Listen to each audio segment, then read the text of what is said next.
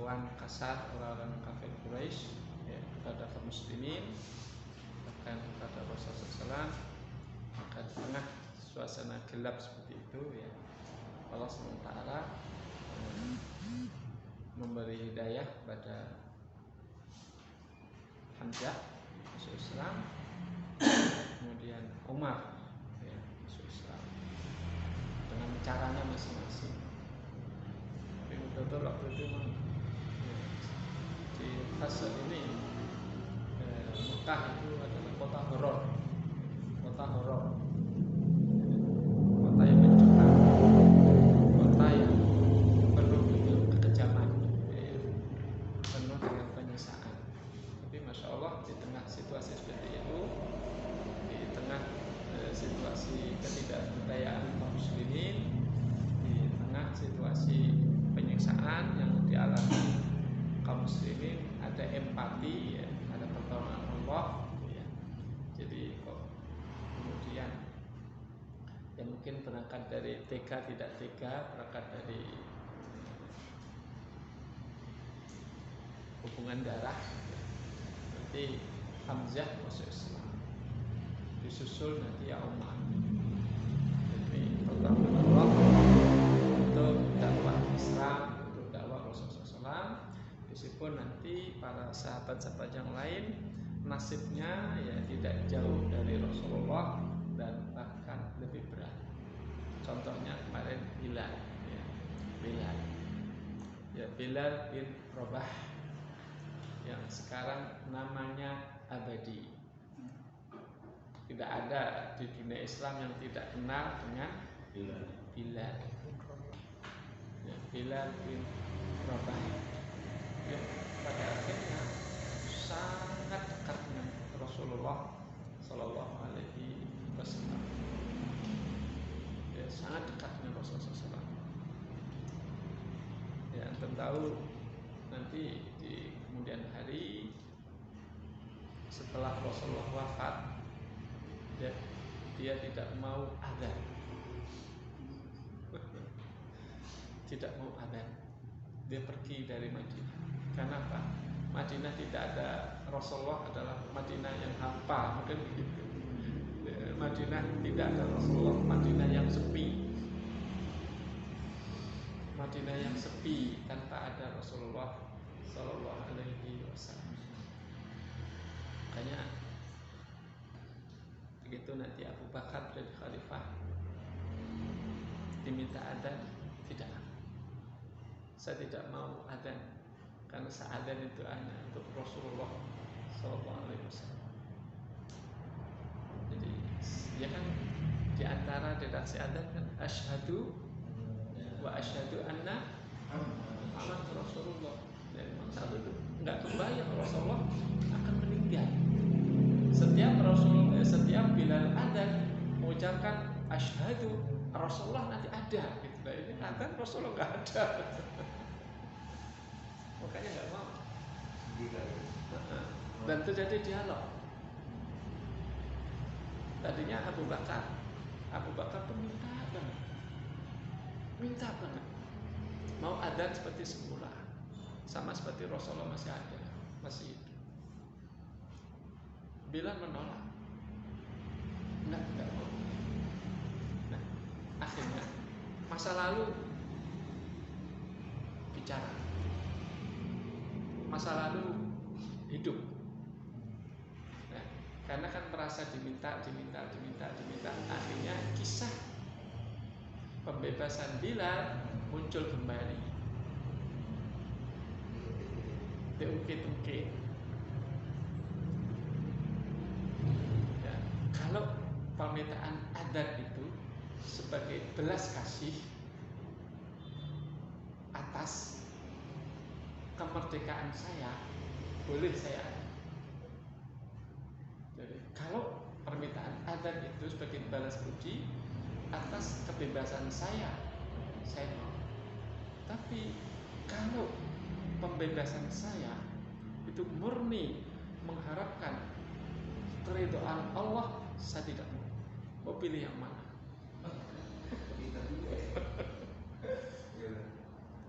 Abu Bakar kok ditanya begitu, ya saya membebaskan antum itu ya karena melakukan keridhaan Allah. Oh begitu, iya, ya sudah kalau itu jangan paksa saya untuk adzan. Iya. Ya kalau dulu saya dimenikahkan karena mencari keridhaan Allah, ya jangan paksa saya.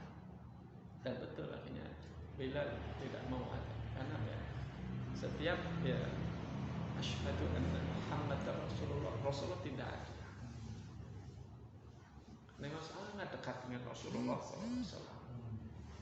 Momen-momen tertentu Rasulullah menyertakan Bilal. Contohnya adalah Idul Fitri. Jadi di antara yang biasa dilakukan oleh Rasulullah SAW, apa yang terjadi ini belum saya lupa, kok nggak ada yang protes lagi. Hah? Oh iya, maaf tadi ini maaf yang di sana nggak kedengaran, ini nggak kepasang. Jadi ya maaf tadi nggak dapat cerita sebelumnya. Jadi apa yang terjadi di momen hari raya? Apa kira-kira? Apa Bin? Simbol hari raya apa? Baju baru. Apa lagi? Ya, kue banyak. Bisa jadi untuk ibu-ibu apa biasanya? Bukan sekedar baju baru. Baju tidak seberapa. Mas, bukan masak, mas keluar semua. Kalau mas, iya. Kalau nggak kelihatan, cincin, gelang muncul semua. Anting nggak kelihatan karena tertutup jilbab. Ini apa di sini? Apa di sini yang di? Gelang kaki ya? Iya ada. Ya, keluar semua. Idul Fitri dipakai semua. Karena ibu-ibu sahabiat juga harus keluar untuk sholat Idul Fitri. Jadi momen-momen kebahagiaan diantaranya adalah dengan mengenakan perhiasan. Kan itu biasa lah. Kalau sekarang anak muda sekarang Idul Fitri HP baru. HP baru. Laptop baru. Iya. Bisa jadi deal antara dia dengan orang tuanya, saya mau tarawih full, mau puasa full, syaratnya hari raya HP baru. Jadi semua serba baru. Nah, itu yang biasa. Nah, apa yang dilakukan oleh Rasulullah SAW? Di antaranya di Idul Fitri, selain sholat, selain Rasulullah ngajak Bilal, dan sebelumnya para sahabiat disuruh kumpulin semua, para sahabiat aja, bapak-bapaknya enggak. Jadi setelah para sahabiat berkumpul di satu tempat, itu Idul Fitri loh. Idul Fitri, momen bahagia. Tidak sekedar tidak puasa, momen tampil beda. Kemarin masih puasa, kayaknya nggak plong, mau pakai perhiasan karena apa? Wajahnya tidak mencerminkan kebahagiaan karena apa? Masih kusut karena kelihatan haus dan lapar. Mau pamer kayak apa aja tetap kelihatan tidak utuh, nggak seger gitu. Ini hari raya. Pelong setelah menunaikan tugas puasa, nah momen Rasulullah kumpulkan mereka. Setelah mereka kumpul, Rasulullah hadir bersama Bilal radhiyallahu anhu. Nah, apa yang bisa? Akhirnya setelah mereka kumpul, Rasulullah datang dan Rasulullah memberi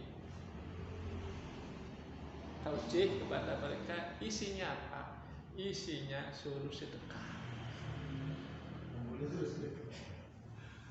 Isinya suruh sedekah. Hari raya.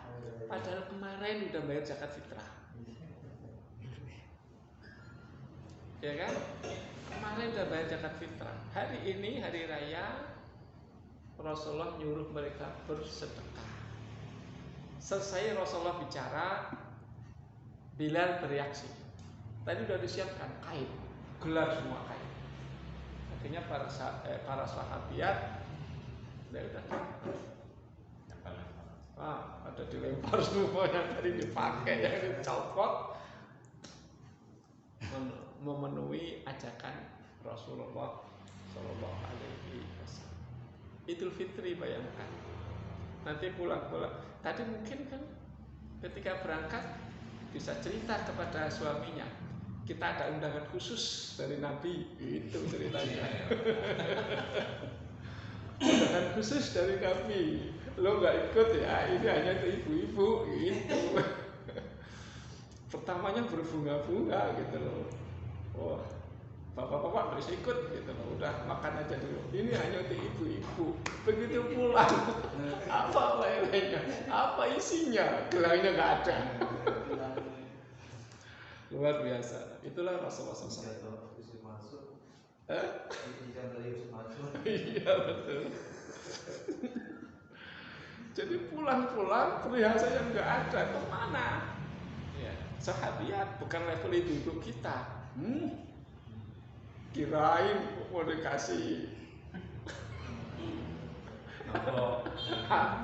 angpau, kirain mau dikasih angpau, malah dia yang minta angpau dari kita, mintanya emas lagi, begitu kalau level kita. Iya. Dia yang minta. Itulah Rasulullah SAW. Dan sahabiat memberikan apa yang mereka bawa dengan penuh ridho dan senang. Sebagaimana mereka berangkat dengan hati senang, pulangnya juga dengan hati senang dan riang. Nah itu.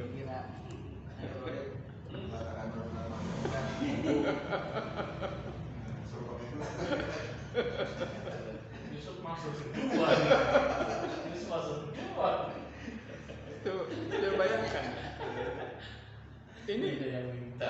Ini Masya Allah, Rasulullah SAW.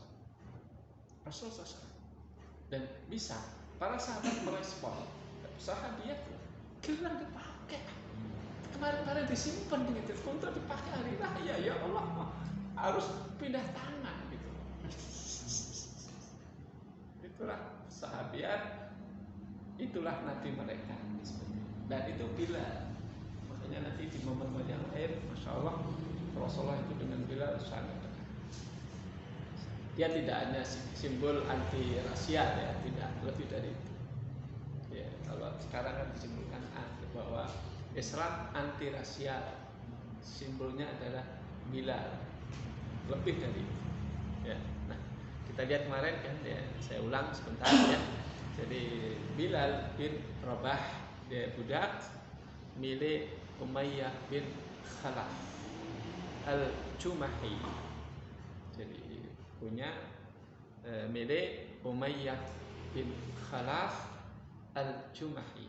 Jadi Umayyah pakai ta itu laki. Jadi jangan dipakai untuk nama perempuan. Jadi yang tak marbutoh itu dalam bahasa Arab tidak semuanya menunjukkan perempuan. Mana pilih?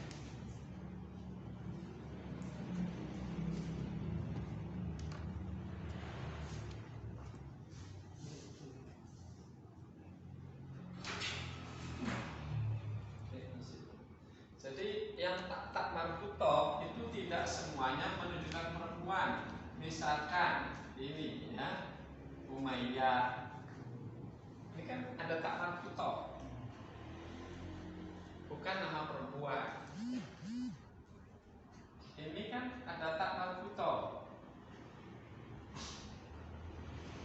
Siapa ya? Usama ada tak marbutoh, tapi laki, ya kan?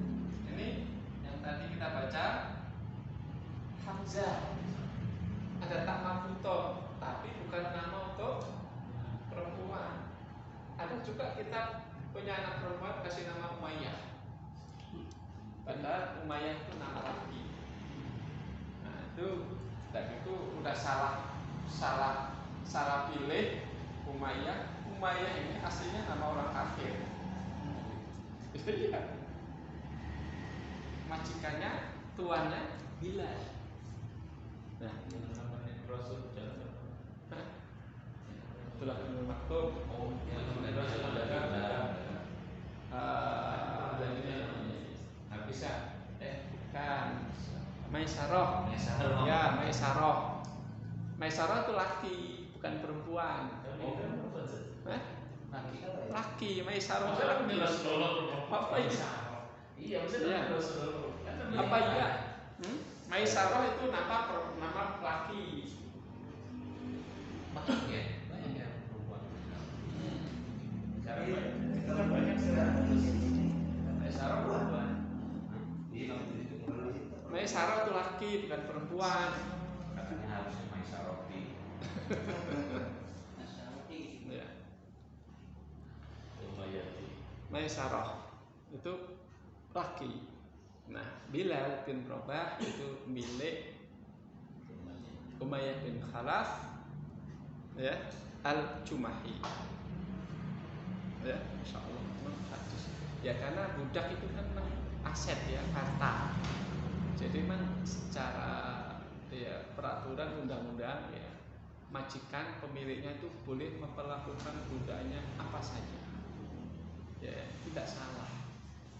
Karena memang budak itu Bahkan digauli. Hah? Iya, bahkan digauli. Nanti menjadi umul walad kalau melahirkan anak, jadi umul walad. Jadi bahkan dipergauli. Jadi tidak punya istri, punya budak perempuan banyak. Dan Tapi dia dalam ini nggak ada waris. dan gini, budak satu sisi ada yang positif. Cara seseorang menjadi budak itu ada banyak cara. Pertama, budak bisa diperoleh dari perang. Satu, wajar kan? Jadi yang kalah nanti jadi budak, nggak laki nggak perempuan. Nah, kedua, ya mirip-mirip dengan perang. Saat itu ya kan konflik ya, penyerangan gitu ya. Jadi diculik.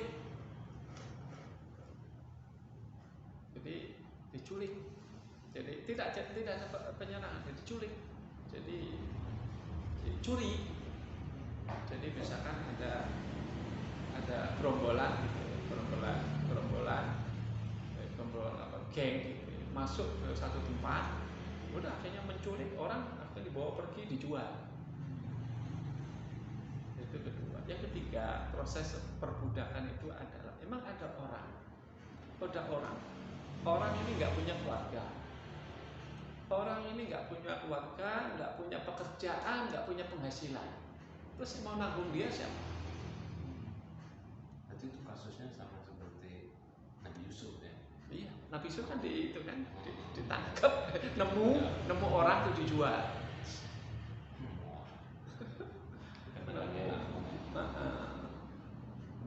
Wa syarahu bi thamanin bakhsin tarahim. Mereka menjual Yusuf itu dengan harga murah, hanya beberapa keping dirham. Ya, uang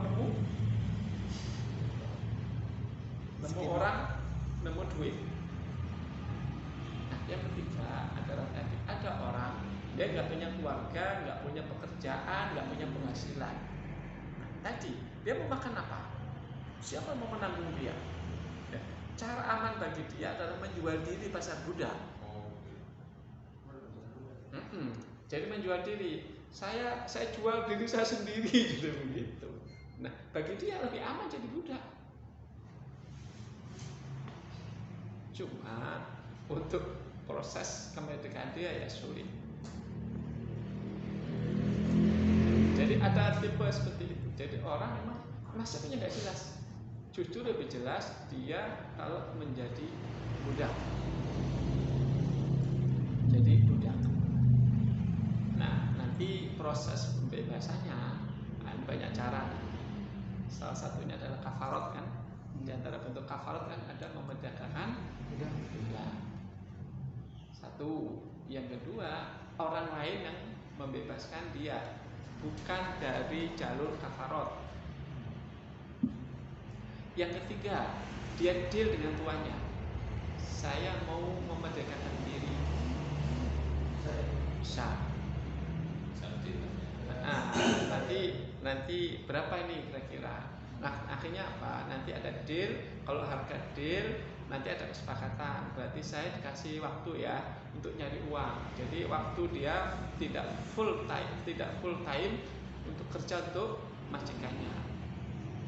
Ya, tidak full untuk majikannya. Jadi dia minta waktu untuk mengumpulkan uang untuk proses kemerdekaan dia. Nah, ini namanya mukatab. Kalau dalam fikih mukatab, abdul mukatab, budak yang dalam proses pembelian diri dari majikannya.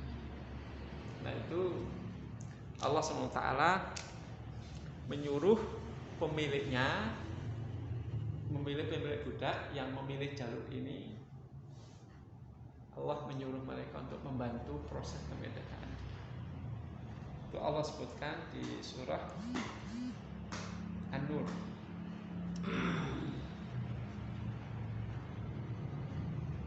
Di surah An-Nur. An-Nur ayat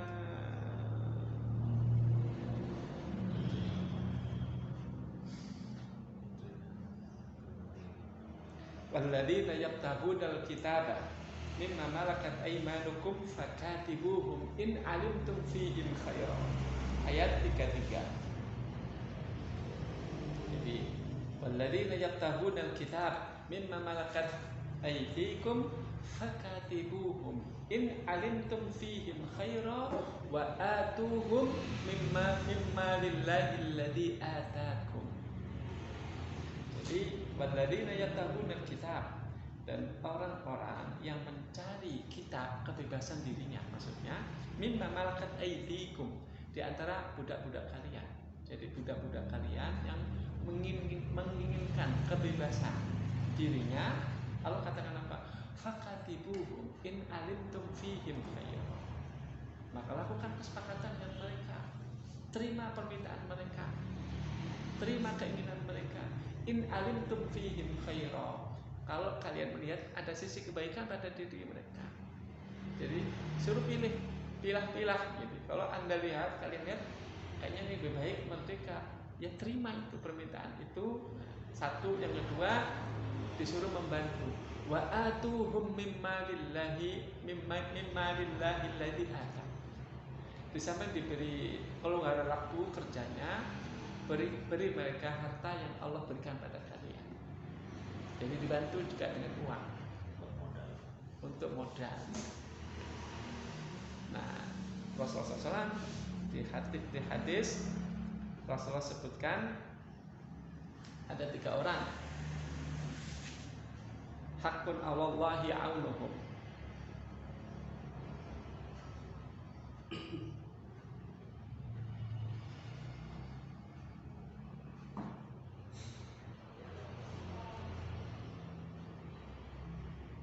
Ini agak bergeser dikit ya. Ya, Rasulullah sebutkan di hadis ada 3 orang, 3 pihak yang Allah berhak menolong mereka. Ada 3 pihak. Artinya Allah harus menolong mereka. Ya, salah satu Allahi aunuh. 3 pihak yang Allah harus menolong mereka. 1. Al-mujahidu fi sabilillah. Yang Allah pasti tolong adalah mujahid di jalan Allah. Wal mukatab alladhi yuridul ada. Kedua, budak mukatab yang ingin bebas, yang ingin membayar hutangnya, yang ingin membayar harga kebebasan dirinya dari majikannya. Namanya mukatab. Wal mukatab alladhi yuridul ada. Jadi budak mukatab tadi itu maksudnya yang ingin menunaikan kewajiban dia pada majikannya untuk kebebasan. Jadi selagi dia ingin Allah akan bantu dia. Berarti apa? Berarti ada yang budak yang menikmati status dia sebagai budak dengan merdeka. Kayak tadi dia jenis ketiga tadi, dia lebih bagus jadi budak. Ada yang ngurus meskipun tenaganya diperas, tapi dia makan aman. Baju gak usah beli, udah dibelikan. Tempat gak usah kontrak. Jadi gitu. Nah, itu yang kedua. Yang ketiga, wanakihu alladhi yuridul afaf. Anak muda yang nikah karena ingin menjaga kehormatan dirinya. Itu Allah pasti bantu. Jadi jarang terjadi gagal nikah. Gagal nikah. Kecuali karena sebab-sebab yang Allah kehendaki. Mau nikah, calonnya meninggal. Ya kan? Jadi wanakih alladzi yuridul afaf. Nah, kita balik ke sini ya. Jadi itu mukatab tadi ya, perbudakan. Nah, Bilal itu tadi. Ya, Bilal ya. Itu milik dari Umayyah bin Khalaf. Dan tadi saya kemarin ini jadi bisa dibayangkan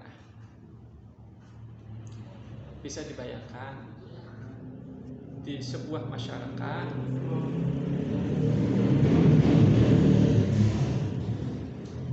kekejaman terjadi luar biasa tanpa ada satu pihak yang bisa menghentikan. Satu. Yang kedua, kekejaman itu tidak terendus keluar karena maksudnya ditutup. Dan itu terjadi ketika itu. Jadi kekejaman yang luar biasa, kekejaman yang dilegalkan. Jadi kekejaman yang dilegalkan. Jadi ketika Umayyah memperlakukan seperti itu kepada Bilal, tidak ada menyalahkan di antara orang Quraisy. Tidak ada menyalahkan. Bayangkan. Ya, karena tidak ada menyalahkan, dia di atas angin. Ini budak saya mau apa? Dan memang Masya Allah pelakuan Umayyah bin Khalaf ya di luar manusia. Tapi yang dihadapi itu bukan orang keras kerucu, yaitu Bilal. Seperti apa pelakuannya Umayyah? Wa kana yaj'alu fi unuqihi habalan wa yadfa'uhu ila sibyan yal'abuna. Pertama, model kekejaman orang Umayyah bin Khalaf pada Bilal. Jadi lehernya ditali, kemudian talinya diberikan pada anak-anak suruh main-mainin. Jadi lehernya ditali, talinya diberikan pada anak-anak, suruh mainan anak-anak. Tarik sana sih, sampai diketahui. Jadi kayak kambing, kayak sapi, dari tali bermainan, disorakin, diketawain. Itu satu. Tapi yang keluar dari Bilal bukan kekecewaan, bukan gamperatan pada anak-anak. Saya jangan begitu dong. Tetap enjoy mengucapkan Allah, Allah, Allah, Ahad, Ahad, Ahad. Subhanallah, dituliskan seperti Ahad, Ahad, Ahad. Jadi dia dilakukan buat mainan anak-anak, ya, tidak menyurutkan dia ingat Allah Subhanahu wa ta'ala. Satu. Yang lain bisa saya sebutkan, Bilal dibawa keluar oleh Umayyah bin Khalaf di tengah terik matahari yang panas membara, ya, baru saya katakan, dibawa ke padang pasir, di mana pasir ini panas. Kalau daging ditaruh di atasnya itu matang. Ya. Jadi pasir ini panas membara, kalau daging ditaruh di atasnya, ya, itu matang, bisa matang. Jadi kalau mau bikin sate, kalau mau bakar ikan, tidak perlu bakar arang, cukup taruh di pasir itu matang. Nah, Bilal disiksa, dibaringkan di atas pasir itu. Pasir yang tadi katakan, kalau daging dikatakan matang. Jadi bila ditelentangkan di atas pasir itu, kemudian setelah itu bila ditindih dengan batu besar, tanpa ada satu orang bisa menolong. Dibayangkan, bawahnya pasir yang panas membara, atasnya ada sengatan matahari, di tubuhnya ada batu yang dia tidak bisa bergerak. Tapi ternyata hatinya tidak bisa dimatikan. Dalam kondisi seperti itu, ya, dalam kondisi seperti itu, bila ya, hatinya tidak mati, hatinya tidak tertutup, tetap ahad. Bayangkan panasnya kayak apa. Kita kena ketusuk jarum aja udah teriak-teriak. Ini kita baru ya beberapa hari ini ya, puasa ini kan panasnya luar biasa. Kita baru seperti itu udah teriak-teriak panas. Ini di padang pasir, dilucuti pakaiannya, ditelentangkan, dibaringkan, di atasnya ditindih dengan batu besar. Jadi meskipun nggak dicambuk nanti apa, itu sudah cukup menderitakan seorang Bilal. Tapi ya hatinya tidak bisa disiksa dengan cara seperti itu. Yang mereka siksa adalah fisik, dan siksaan itu tidak menyentuh hati mereka, tidak menyentuh hati seorang Bilal. Makanya yang terucap adalah tetap ahad. Dalam kondisi seperti itu tiba-tiba dan dia diancam oleh Umayyah bin Khalaf, bahwa kata Umayyah bin Khalaf,